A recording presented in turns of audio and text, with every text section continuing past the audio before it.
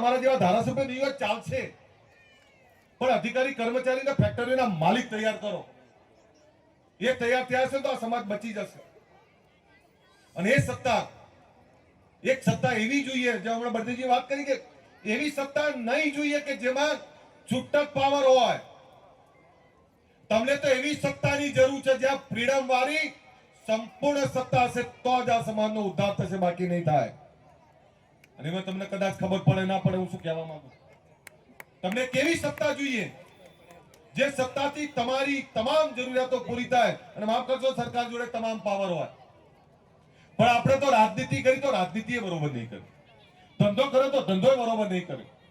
આપણે સાચું શીખ્યા જ નહીં. અને આગેવાનોએ જયારે વાત કરી ત્યારે આપણે આગેવાનોની ખામીઓ જ કાઢી. પણ ક્યાં સુધી આગેવાનોની ખામીઓ કાઢશું? હવે તો આપણે સુધરીએ, આપણે હવે તો કામ કરીએ. આ બેને કહ્યું કે મને કે તમારા ઘરના જ મોકલો.